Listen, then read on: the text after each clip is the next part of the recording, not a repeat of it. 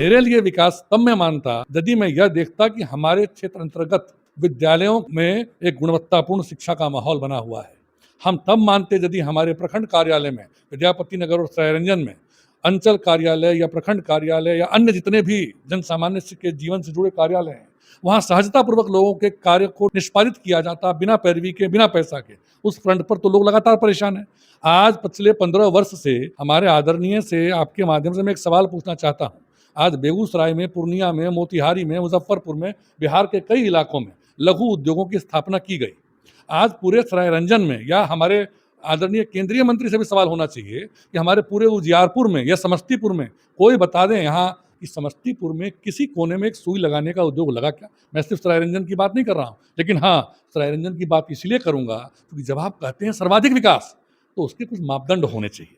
यदि मैं देखता कि चलिए यहाँ 5-7 लघु, ये 2 भी लघु उद्योग लग गए होते, यहाँ के नौजवानों को यहाँ रोजगार मिल रहा होता, वो सही मायने में विकास का माहौल खड़ा करता है। अब आप जो शेरपुर दियारा का रहने वाला व्यक्ति है, आप उससे क्या बोलेंगे कि विकास देखना है तो जाकर के इंजीनियरिंग कॉलेज और मेडिकल कॉलेज के साथ फोटो खिंचवा लो। या तो फिर मैं ये कहूँगा कि स्थानीय विधायक महोदय अपने प्रचार में इंजीनियरिंग और मेडिकल कॉलेज की बड़ी बड़ी तस्वीरें घर घर बिटवा दें कि लोग उसको देख करके रोज प्रणाम करके मान लें कि विकास हो गया है। नमस्कार, इस वक्त समस्तीपुर जिला के सरायरंजन विधानसभा के भावी विधायक प्रत्याशी एवं सामाजिक कार्यकर्ता शिक्षाविद रंजीत निर्गुणी सर हैं। इनसे हम लोग बातचीत करेंगे वर्तमान राजनीतिक हलचल पर। सर, सबसे पहले तो स्वागत। धन्यवाद। और सर, आप सरायरंजन विधानसभा से विधायक प्रत्याशी रह चुके हैं और शिक्षा के क्षेत्र में भी जहाँ भी कोई भी कार्यक्रम होता है और सामाजिक क्षेत्र में भी जो भी कार्य होती है उसमें आप ससमय पहुँच जाते हैं सर। बहुत ही अच्छा लगता है सर, क्या कहेंगे?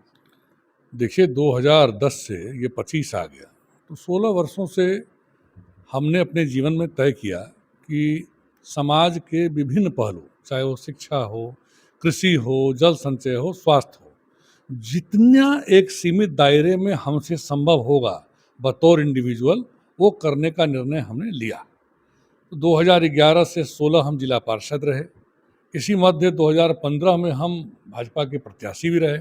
चुनाव कतिपय कारणों से हम हार गए, लेकिन उसके बावजूद भी अभी तक हम ये नहीं कहते कि हमने सब कुछ कर दिया, लेकिन हाँ, मेरा जो 100% था वो हमने सामाजिक कार्यों में लगाया है।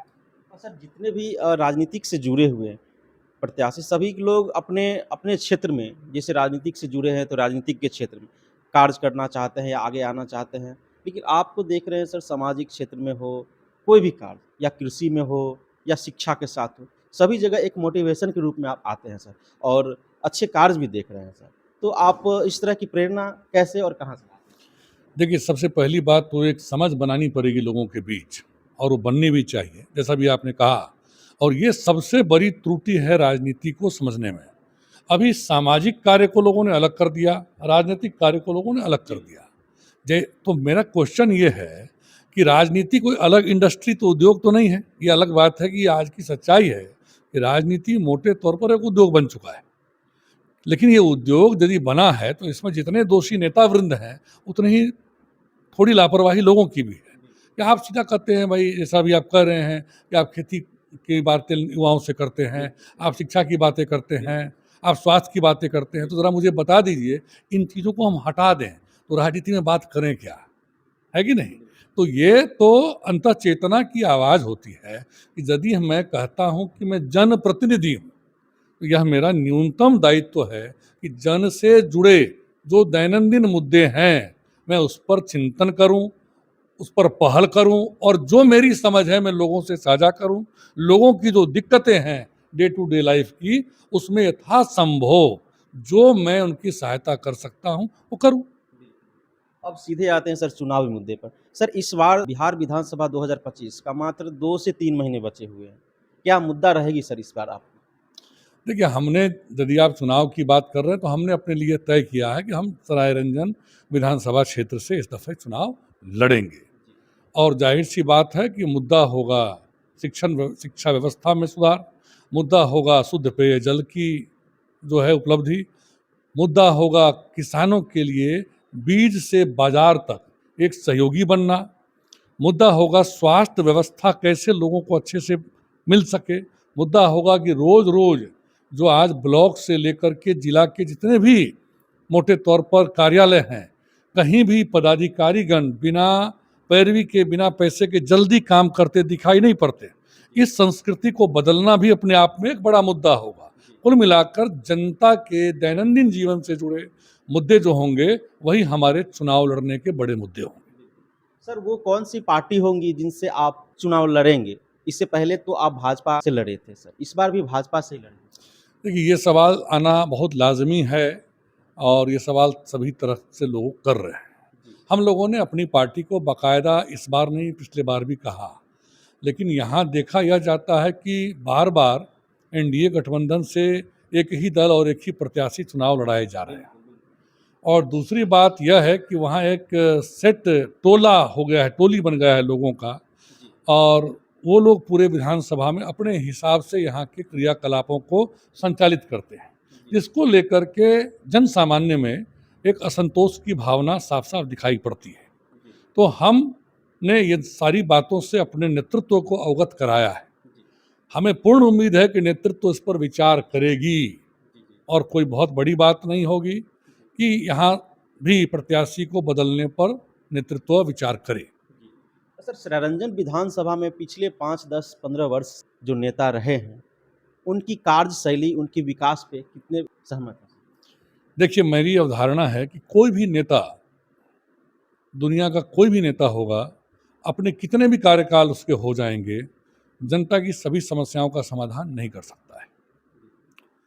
लेकिन जहाँ तक सवाल कार्य पद्धति की होती है, तो जब ये दिखने लग जाता है साफ साफ कि कुछ विशिष्ट लोगों के एक टोली बना करके उनके मुताबिक ही सारे क्रियाकलापों को अंजाम दिया जाता है, उभरने वाले नव नेतृत्वों को कुचलने का भरसक प्रयास किया जाता है, पुलिस और प्रशासन का दुरुपयोग किया जाता है, ग्राम पंचायत और नगर निकायों के शक्तियों और अधिकारों में अनावश्यक जो है उसमें दखल किया जाता है, तो इससे कहीं ना कहीं लोगों के अंदर एक असंतोष तो आती ही आती है कि ओवरऑल निर्वाचन क्षेत्र जो होता है उसको अपनी निजी संपत्ति मानने की भूल किसी विधायक सांसद को नहीं करनी चाहिए।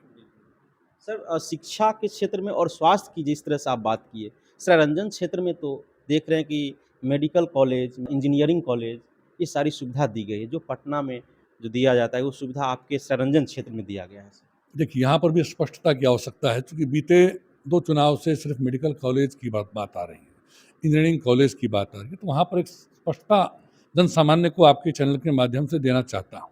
यह अच्छी बात है, कहीं भी इंजीनियरिंग कॉलेज जिले में बनता है, मेडिकल कॉलेज बनता है, यह बहुत अच्छी बात है, बनना चाहिए। और मौजूदा दौर में ज़्यादातर जिलों में या तो बन रहा है या प्रस्तावित है या कार्य जो है वो अभी प्रोसेस में चल रहा है। दूसरी बात कि जहाँ तक सवाल ये मेडिकल कॉलेज, इंजीनियरिंग कॉलेज का है, तो ये स्पष्टता होनी चाहिए कि ये समस्तीपुर जिले में है, संयोग है कि ये सरायरंजन में है। तो सरायरंजन में होने मात्र को किसी व्यक्ति की निजी उपलब्धि करार देना ये कहीं से भी जायज नहीं है। एक दूसरा कि ठीक है, इंजीनियरिंग कॉलेज बन गया, मेडिकल कॉलेज बन गया, तो क्या बार बार सिर्फ इंजीनियरिंग कॉलेज और मेडिकल कॉलेज बन जाने से लोगों के जीवन के सभी पहलुओं का समाधान निकल गया? क्या एक आदर्श विधायक के क्षेत्र में, प्रखंड, अंचल, थाना, अस्पताल में एक स्मूथ कारोबार, कामकाज होना चाहिए था कि नहीं होना चाहिए था? क्या एक आदर्श और बहुत नामी विधायक और मंत्री के क्षेत्र में विद्यालयों में गुणवत्तापूर्ण शिक्षा सुनिश्चित की जानी चाहिए थी कि नहीं की जानी चाहिए थी? क्या प्रखंड स्तरीय अस्पतालों में सभी सुविधा थोड़ा एक मॉडल अस्पतालों के रूप में होनी चाहिए थी कि नहीं होनी चाहिए थी? क्या यहाँ के पुलिस में किसी को एफआईआर लिखवाने में कोई परेशानी नहीं आती, कोई पैसा नहीं लगता? हमारे क्षेत्र में दारू का सप्लाई बंद हो गया होता। अभी तो दारू से आगे सूखा नशा जिसकी चर्चा चारों ओर है, ड्रग्स जिस तरह से हाथ पांव फैला रहा है, इस पर कदम उठाने का मूल प्रशासनिक कानूनी जो जिम्मा है किसका होना चाहिए था? वहाँ ये लोग क्या कर रहे हैं? जी। सर, पूरे बिहार में जितने भी विधानसभा है, उसमें कहा जाता है कि सबसे ज़्यादा विकास अगर हुई है तो सरायरंजन विधानसभा में से। हालांकि इस बात का जवाब मैंने पहले दे दिया कि विकास को आप किस एंगल से देखते हैं। आप बात मूलतः जब भी करते हैं सर्वाधिक विकास की, तो आप बात करते हैं सड़क निर्माण की। मैं बड़ी ईमानदारी से दो बातें कहता हूँ। हमारे विधायक हों, कोई विधायक हो, किसी एक के कार्यकाल में सभी सड़कें निर्मित नहीं हो सकती, ठीक है? इसीलिए कुछ सड़कों के बन जाने से और कुछ सड़कों के छूट जाने पर हम किसी विधायक और सांसद की रेटिंग मैं नहीं करता। और उस आधार पर लेकिन जब आप विकास के नाम पर सिर्फ सड़कों को ही पैरामीटर बना रहे हैं और कह रहे हैं उस आधार पर सर्वाधिक विकास यहाँ हुआ क्षेत्र के अंदर, तो मैं इसको सिरे से खारिज करता हूँ। सड़क निर्माण पीडब्ल्यूडी का हो, आरडब्ल्यूडी का हो, किसी विभाग का हो, या भवन निर्माण हो या फिर पीएचईडी के कार्य हों, ये रूटीन कार्य हैं किसी भी सरकार में, किसी भी विधायक के क्षेत्र में, चाहे वो निर्दलीय विधायक हो या विपक्ष का विधायक हो। सड़क की नाप जोख विभाग जो है अपने स्तर पर लगातार करवाती रहती है। विधायकों का काम सिर्फ उन चिन्हित सड़कों पर दस्तखत कर देने मात्र का होता है। मेरे लिए विकास तब मैं मानता यदि मैं यह देखता कि हमारे क्षेत्र अंतर्गत विद्यालयों में एक गुणवत्तापूर्ण शिक्षा का माहौल बना हुआ है। हम तब मानते यदि हमारे प्रखंड कार्यालय में, विद्यापति नगर और सरायरंजन में अंचल कार्यालय या प्रखंड कार्यालय या अन्य जितने भी जन सामान्य के जीवन से जुड़े कार्यालय हैं, वहाँ सहजतापूर्वक लोगों के कार्य को जो है निष्पादित किया जाता बिना पैरवी के, बिना पैसा के। उस फ्रंट पर तो लोग लगातार परेशान हैं। आज पिछले 15 वर्ष से हमारे आदरणीय, एक सैद्धांतिक बहस है, उनसे हमारी कोई निजी लड़ाई नहीं है। हमारे आदरणीय से आपके माध्यम से मैं एक सवाल पूछना चाहता हूँ। आज बेगूसराय में, पूर्णिया में, मोतिहारी में, मुजफ्फरपुर में, बिहार के कई इलाकों में लघु उद्योगों की स्थापना की गई। आज पूरे सरायरंजन में या हमारे आदरणीय केंद्रीय मंत्री से भी सवाल होना चाहिए कि हमारे पूरे उजियारपुर में या समस्तीपुर में कोई बता दें, यहाँ दो हमारे मंत्री हैं केंद्र स्तरीय और राज्य में हमारे बड़े मंत्री हैं, विधायक हैं। हमें ये चाहिए जवाब कि समस्तीपुर में किसी कोने में एक सुई लगाने का उद्योग लगा क्या? मैं सिर्फ सरायरंजन की बात नहीं कर रहा हूँ, लेकिन हाँ, सरायरंजन की बात इसलिए करूँगा क्योंकि जब आप कहते हैं सर्वाधिक विकास, तो उसके कुछ मापदंड होने चाहिए। यदि मैं देखता कि चलिए यहाँ 5-7 लघु, ये 2 भी लघु उद्योग लग गए होते, यहाँ के नौजवानों को यहाँ रोजगार मिल रहा होता, वो सही मायने में विकास का माहौल खड़ा करता है। इंजीनियरिंग कॉलेज हो या मेडिकल कॉलेज हो, वो तो एक सर्वांगीण चीज होती है। ठीक है, जिस इलाके में बना उसके 1 किलोमीटर की रेडियस में जमीन के मूल्य बढ़ गए, इससे ज्यादा तो कुछ होता नहीं है उससे। अब आप जो शेरपुर दियारा का रहने वाला व्यक्ति है, आप उससे क्या बोलेंगे कि विकास देखना है तो जाकर के इंजीनियरिंग कॉलेज और मेडिकल कॉलेज के साथ फोटो खिंचवा लो? या तो फिर मैं ये कहूँगा कि स्थानीय विधायक महोदय अपने प्रचार में इंजीनियरिंग और मेडिकल कॉलेज की बड़ी बड़ी तस्वीरें घर घर बिटवा दें कि लोग उसको देख करके रोज प्रणाम करके मान लें कि विकास हो गया है।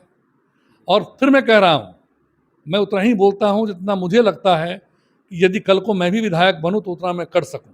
मैं दोहराता हूँ, सड़क निर्माण या नाले निर्माण के आधार पर मैं आदरणीय अपने विधायक मंत्री अथवा किसी विधायक मंत्री पर कोई टीका टिप्पणी करना नहीं चाहता। सड़कें बनती हैं, टूटती हैं, कुछ सड़कें छूट जाती हैं। हर गांव में अभी भी दर्जनों सड़कें ऐसी होंगी जहां जल जमाव का समस्या लगातार है, लेकिन इस आधार पर मैं किसी विधायक सांसद के ऊपर उंगली नहीं उठाता। मूल चीज़ें, लोगों के जीवन से जुड़ी हुई मूल बातें, आज़ादी के इतने वर्षों बाद आज माननीय के 15 वर्ष हो गए, आप सभी सरकार की योजनाओं को गिनवा रहे हैं उपलब्धि के नाम पर, हर घर नल का जल, ये तो पूरे बिहार में है। तो आप इसको ये क्यों कह रहे हैं कि मेरी विशिष्ट उपलब्धि है? आप कह रहे हैं बिजली, ये तो पूरे बिहार में है। आप इसको अपनी विशिष्ट उपलब्धि क्यों बता रहे हैं? आपकी विशिष्ट उपलब्धि तब होती यदि आपके कार्य क्षेत्र में गुणवत्तापूर्ण शिक्षा होता, स्वास्थ्य सेवाओं में दिक्कत नहीं आती लोगों को। किसानों को देखिए, आप सरकार होकर के घोषणा करते हैं, रेट बताते हैं, क्या उन रेट पर धान बिक जाते हैं? क्या पैक्स में उतने दर पर जो सरकार के द्वारा घोषित मूल्य हैं, वहाँ क्या किसान, अभी देखिए आप डीएपी की कितनी बड़ी समस्या है। आज लोग दुगने दाम पर, 1.5 गुने दाम पर डीएपी लेके आ रहे हैं, यूरिया लेके आ रहे हैं। ऐसा हो रहा है तो मैं इसको कैसे कह दूं कि ये विकास का प्रारूप है? विकास का मतलब होता है जन सामान्य से जुड़ी जो व्यवस्थाएं हैं, जो संस्थाएं हैं, उनका लगातार कारगर होना, ताकि हर व्यक्ति को लगे कि उसके जीवन में आज ये कुछ होता है तो तुरंत संस्थाएं, जो सरकार की संस्थाएं हैं, उसके द्वार खड़ी मिलें, या फिर वो संस्थाओं के पास जाए, उसको त्वरित समाधान बिना पैसा और पैरवी के मिले। तो आपने देखा सर ने किस तरह से बेबाकी से सभी क्वेश्चन का जवाब दिया। आप लोगों को क्या कहना है इस वीडियो के बारे में? आप लोग अपनी प्रतिक्रिया कमेंट बॉक्स के माध्यम से निश्चित ही दीजिएगा। मिलते हैं अगले वीडियो में, तब तक के लिए बहुत बहुत धन्यवाद।